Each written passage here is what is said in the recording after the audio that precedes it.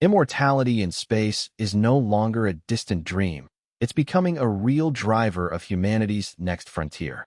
From longevity breakthroughs to durable life support systems, the First Immortals could redefine what it means to live, work, and travel among the planets.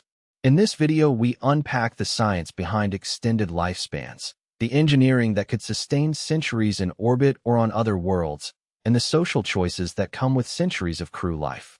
We'll meet researchers, engineers, and ethicists probing the bold edge where biology, robotics, and space policy collide. If you're curious how centuries-long lifespans could reshape missions to Mars, interplanetary governance, and the future of life itself in the cosmos, you're in the right place.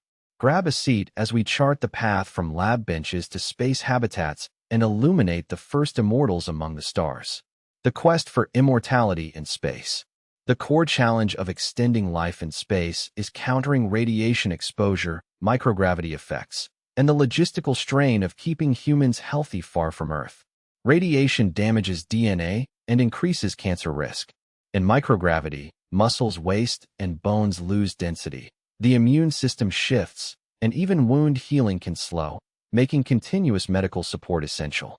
Countermeasures exist, yet none deliver immortality.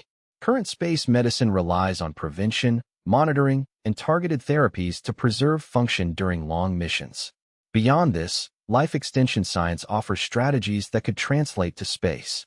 Approaches include translating aging biology into practical tools, senolytics to clear senescent cells, regenerative therapies to replace damaged tissue, and interventions that modulate metabolism to slow deterioration. All of these would move with ships and crews rather than waiting for a miracle. A practical path toward persistent presence in space also depends on maintaining the crew as a living library of biology. Biobanks and onboard bioprinting could store and recreate tissues as needed. Cryopreservation of biological samples and perhaps future cryonics concepts have been discussed as extreme contingency, though revival in microgravity remains unproven. Digital immortality remains speculative. Even if biological longevity becomes feasible, social structures, selection criteria for travelers, and the distribution of scarce resources will shape who can live longer and who bears the costs. Ultimately, the quest for immortality in space is less about defeating time and more about aligning biological resilience with the demands of interplanetary life. The first immortals may be those who learn to pair extended health with disciplined mission design. As rockets become more capable and habitats more autonomous, medical workflows integrate continuous risk assessment, adaptive therapies, and data-driven decisions that push the boundary of human endurance. Whether immortality becomes a practical outcome depends on science, engineering, and shared choices among crews and societies. Extending life, biotechnology, and digital consciousness. Biotechnology is already advancing towards cellular repair, regenerative medicine, and metabolic interventions that target aging processes. Scientists are developing gene therapies to correct cellular damage and stem cell approaches to replace irreparably worn tissue. Engineered tissues and organoids help scientists model organ behavior and test therapies without risking patients. In space contexts, these tools could serve as medical countermeasures and life support technologies that extend a crew's functional lifespan. Space agencies pursue bioprinting, regenerative medicine, and in situ production of nutrients and therapeutics to reduce dependence on Earth resupply. The practical limit is delivering safe, effective interventions in a closed, resource-constrained environment. Digital consciousness explores archiving and reproducing aspects of cognition on machines. Brain-computer interfaces translate neural activity into control signals for devices, improving reaction times, memory assistance, and task coordination. Cognitive prosthetics can help astronauts compensate for sleep disruption, fatigue, and sensory deprivation during long missions. Researchers also imagine digital backups of mental processes, enabling continuity even if a body sustains severe injury. Convergent work on neuromorphic hardware and AI-driven simulators offers a platform for gradually migrating some cognitive operations to robust non-biological substrates. But true conscious uploads remain speculative and ethically nuanced. Radiation and microgravity drive a strong case for combined biotech and digital solutions. Gene therapies could strengthen DNA repair pathways and immune defenses to lower the risk of life-threatening complications. Onboard bioreactors and plant-based systems can produce essential nutrients, medications, and even repair components on long voyages.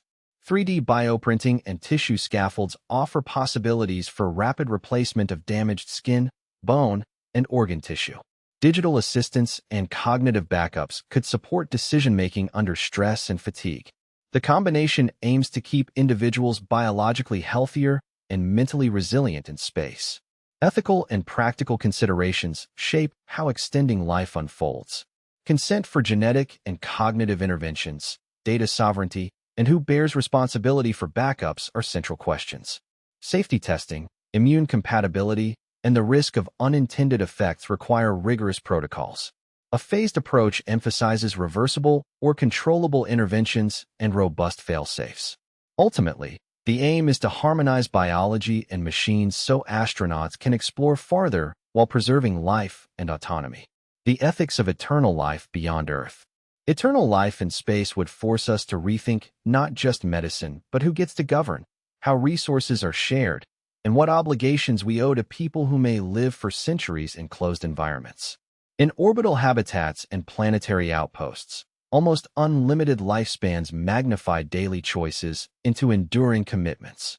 The core ethical questions center on fairness, consent, and responsibility to others who are not yet born, because prolonged lifetimes create a template where benefits and burdens accumulate over generations.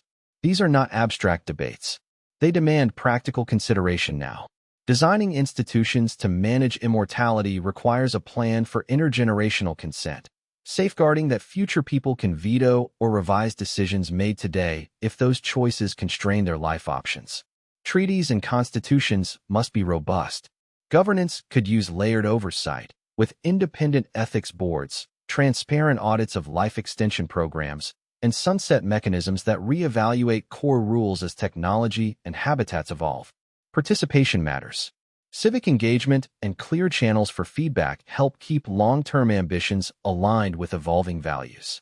Equity concerns loom large because access to life-extending therapies is likely to be costly or controlled by few, which could entrench power among wealthier groups on Earth or aboard ships and stations. This is not only unfair, it endangers mission resilience. Practical responses include universal standards for essential life support tech, open access to research, and funding models that distribute benefits across national and organizational lines.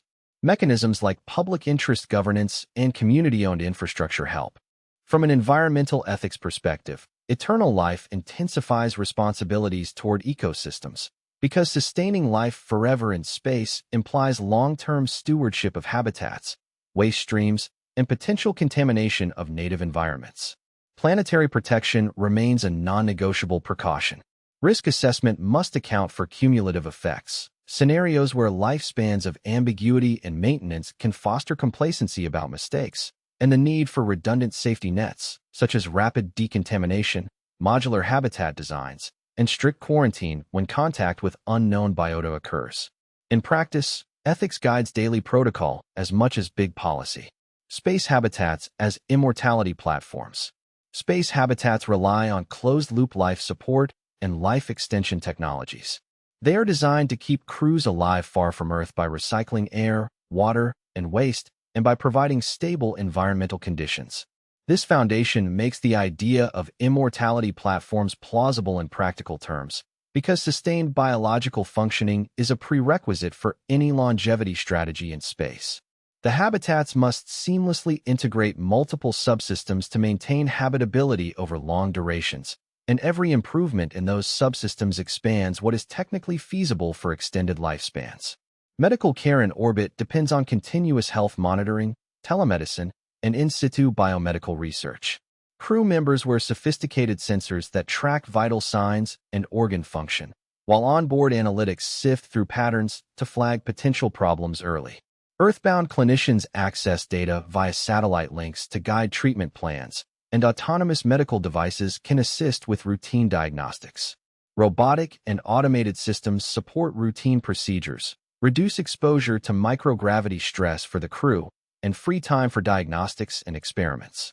In this context, medicine becomes not just treatment, but a constant, in-flight laboratory for extending healthy life. Microgravity and the space environment also accelerate research in regenerative medicine and tissue engineering, areas central to the immortality platform concept.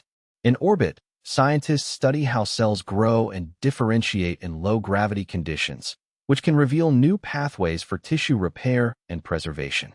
Space-based experiments in tissue culture and related biotechnologies inform Earth medicine and hold potential for generating transplant-ready tissues or even organs under controlled conditions.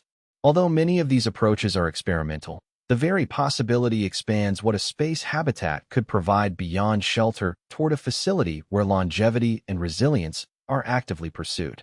The idea of digital immortality sits alongside biological approaches, imagining that a habitat could preserve continuity of self through data and AI. Personal health records, cognitive monitoring, and cognitive models stored and updated in onboard systems could create durable representations of a person's health trajectory. Networked habitats would enable ongoing interactions with AI-assisted companions or digital twins that carry aspects of a person's decision-making style and preferences.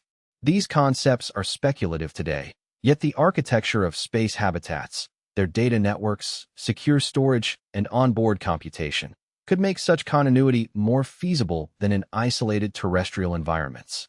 Radiation shielding, energy management, and resource constraints remain fundamental challenges. Even with advanced shielding, long missions confront cumulative radiation exposure and material degradation, which affect longevity at both cellular and systemic levels.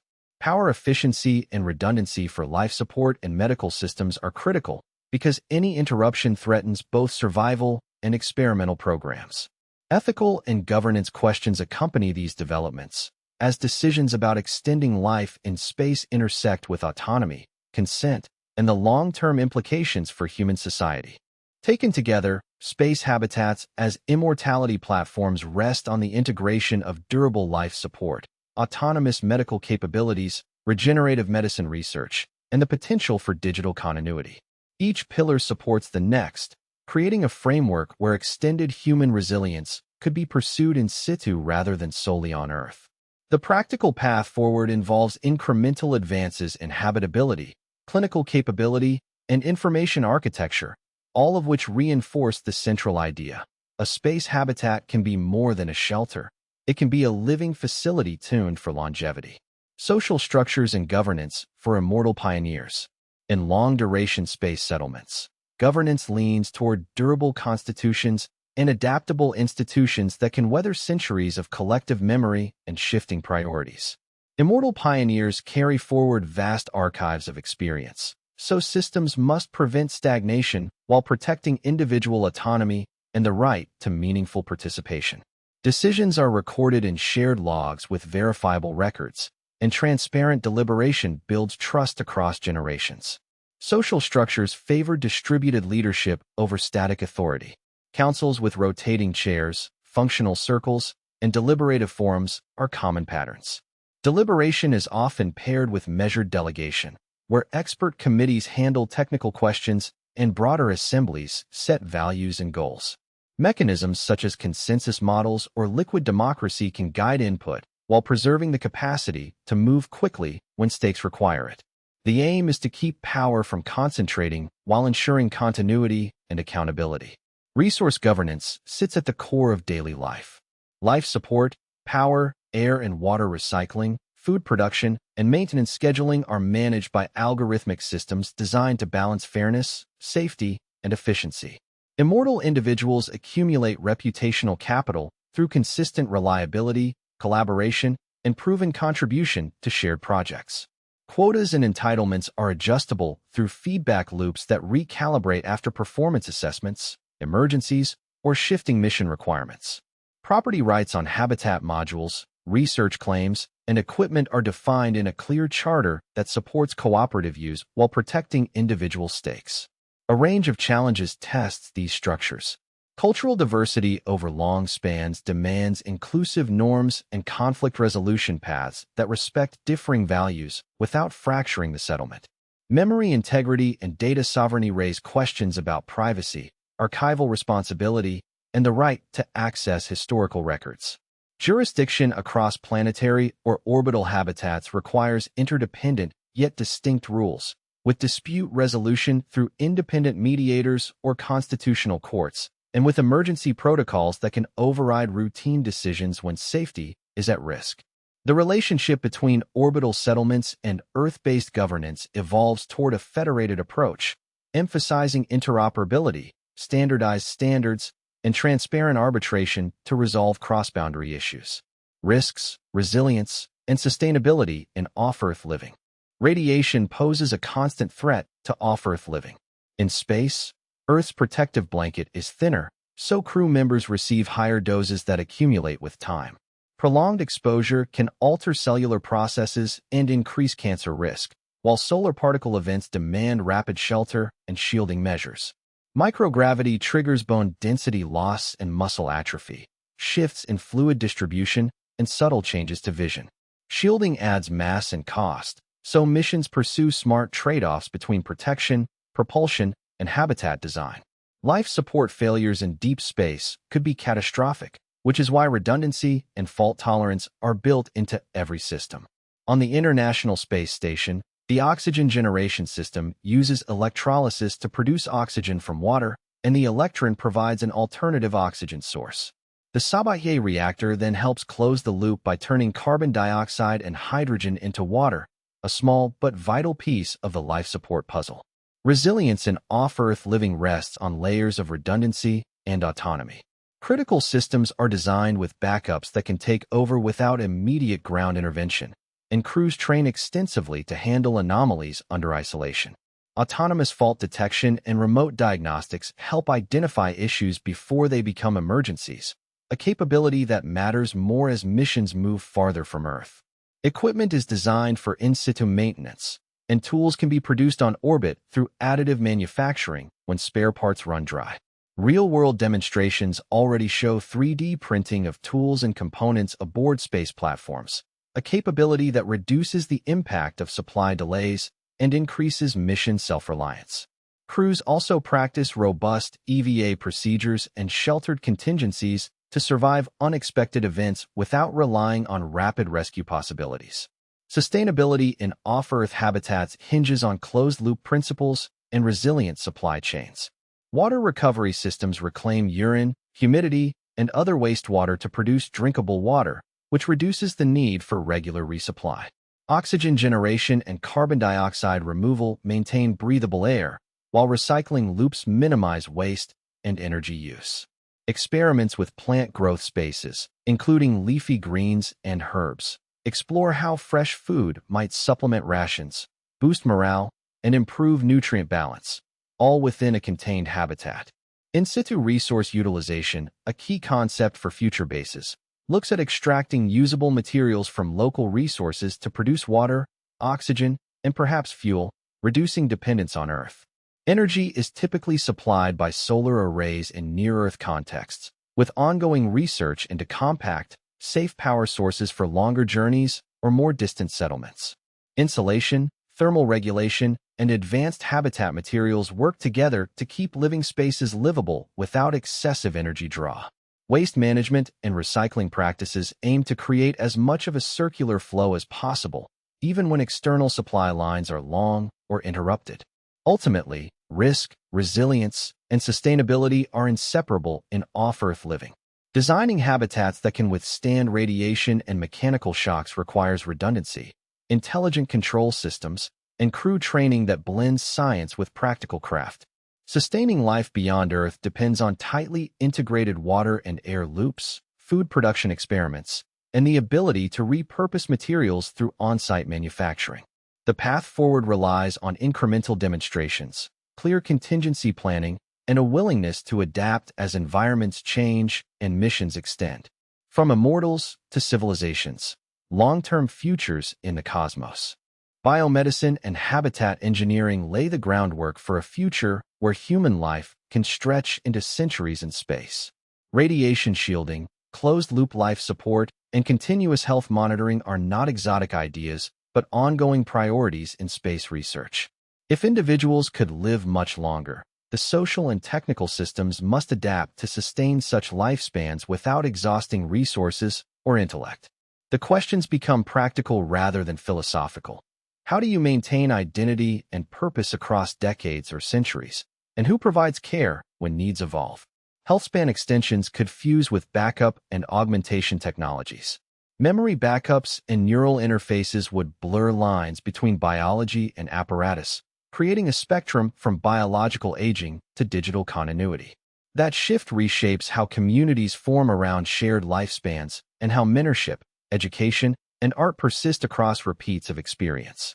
The result is a culture that evolves by piloting longer arcs of career, family, and exploration. Everyday life in space would blend medical innovation with new rhythms of learning, collaboration, and remembrance. Civilizations in space would depend on autonomous production, closed resource loops, and scalable governance. Moon bases, orbital habitats, and long-haul fleets would rely on in-situ resource utilization, solar power, and robotics to reduce dependency on Earth.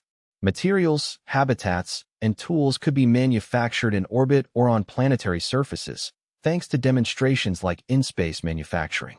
Self-sustaining settlements might use regolith shielding, water ice as life support and radiation defense, and modular architectures such as O'Neill cylinders or Bernal-type spheres. Governance would need to handle shared infrastructure, equitable access to services, and resilient emergency response. Over time, the line from immortals to civilizations thickens as individuals organize into networks that span habitats and planets. Trade routes, data networks, and cultural flows would knit together a civilization-wide identity that transcends any single location. We would see institutions that manage energy grids, habitats, and exploration rights, plus serious deliberation about ethics, responsibility, and stewardship. As technology scales, education, governance, and art adapt to operate at planetary scales, driven by a blend of communal memory and distributed intelligence. The trajectory favors collaboration across sectors and worlds, turning personal longevity into durable civilizations that endure beyond any single lifetime. Today, we carried the thread of the first immortals in space into a vision of what humanity could become when extended lifespans meet the final frontier. We touched on the core ideas. Immortality-related technologies could give space explorers the time needed for decades or even centuries of mission work. Breakthroughs in medicine, regenerative biology, neural interfacing, and cryonics might help keep bodies and minds functioning in harsh space environments. Sustainable, closed-loop life support and the ability to source resources in space would be the backbone of any long-term presence. We also considered the social and ethical layers, the questions of access, identity, and how cultures and institutions adapt when time itself becomes a renewable resource for exploration. If you've been imagining yourself or your loved ones among the crew, you're not alone. These questions about risk, purpose, and what it means to press further into the unknown are universal, and you're part of the wider conversation just by watching. If this sparked a curiosity, consider sticking with us. Subscribe for more discussions, share your thoughts in the comments, and tell a friend who loves big ideas about space. Looking ahead, we'll dive into future content you won't want to miss. The technologies that could make immortality in space feasible, from advanced biomedicine and AI-assisted life support to governance models for long-duration crews. A closer look at habitat design and daily life on extended missions, and a guided exploration of how humanity could structure its future in the stars.